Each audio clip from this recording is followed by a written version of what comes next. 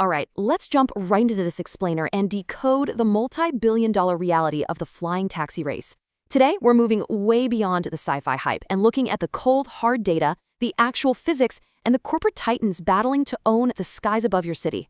We're going to narrow down exactly who the major players are, how they plan to pull this off, and why the future of your commute is literally being rewritten as we speak. Picture your daily commute for a second. The stop-and-go traffic, the endless red lights, the absolute frustration of gridlock.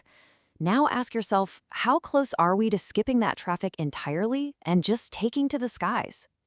I know, it sounds like something straight out of an old cartoon, but the reality is that the timeline to your first electric flight is no longer measured in decades. It's measured in just a few short years. So, just how close are we? Well, to understand that, we have to look at the epic scale of the giants currently shaping this brand new industry.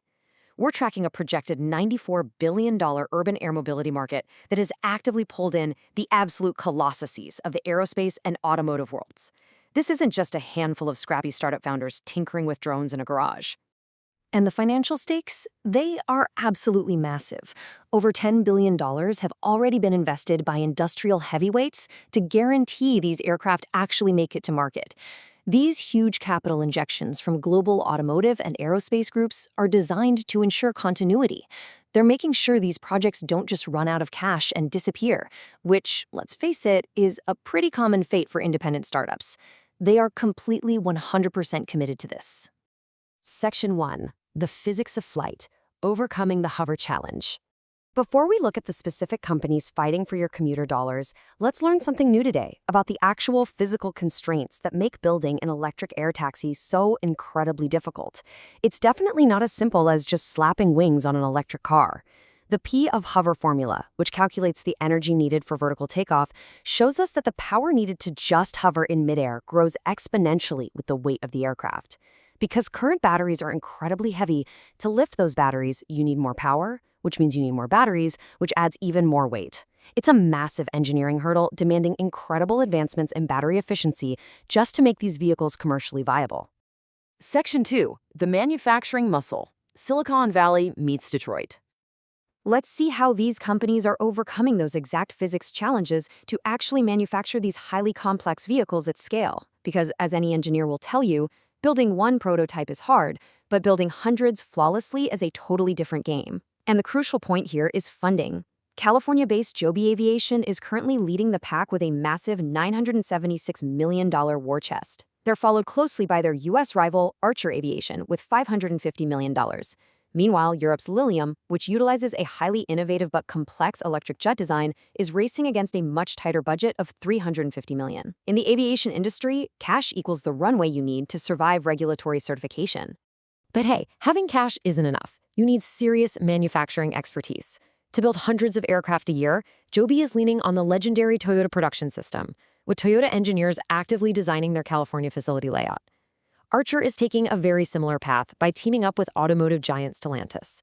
They're currently building a massive 100-acre facility in Covington, Georgia, that's fundamentally designed to produce up to 650 aircraft annually. This is the true industrialization of the flying taxi. Section 3. The Autonomous Wildcard. Boeing's Secret Bet. While companies like Joby and Archer are sprinting to market with conventional human-piloted aircraft, there is a dark horse taking a completely different, much riskier path. Let me pose a fascinating question for you. How does the entire business model of an air taxi change if you remove the human pilot from the cockpit entirely? Think about the weight you save, the salary you don't have to pay, and the training you can skip. We can directly contrast these two philosophies. You've got Joby's S4 Nautil, which fits 4 paying passengers and 1 highly trained pilot, aiming for a 2026 launch. Then you have Wisk Aero, a company backed heavily by Boeing. Wisk's Cora aircraft sacrifices short-term capacity, holding only 2 passengers, and pushes its launch into the 2030s. Why? Because it's fully autonomous. While Joby gets to market faster, Wisk is betting that eliminating pilot salaries will create a system with vastly lower long-term operating costs, ultimately winning the marathon. Section 4. The Global Contenders, Emerging Ecosystems. While the heavily funded U.S. companies dominate the headlines, we absolutely have to look globally to see who is quietly building their own powerful ecosystems.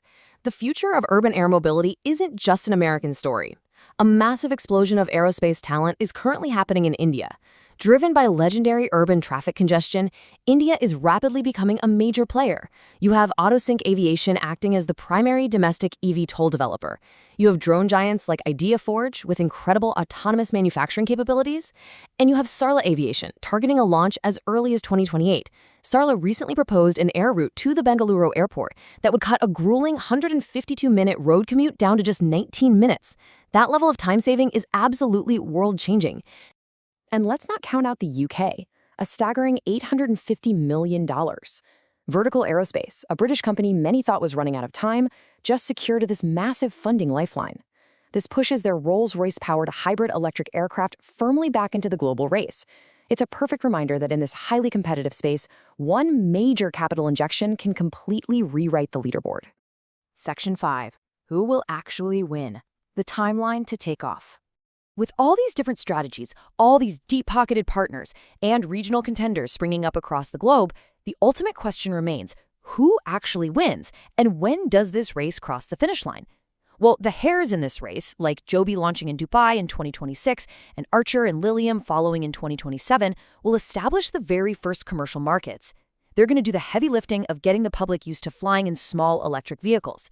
But then we have the tortoise of the race, Wisk Aero. By holding out for the 2030s, they are playing a strategic long game, banking entirely on the belief that a fully autonomous, pilotless network will be the ultimate, most profitable winner in the decades to come.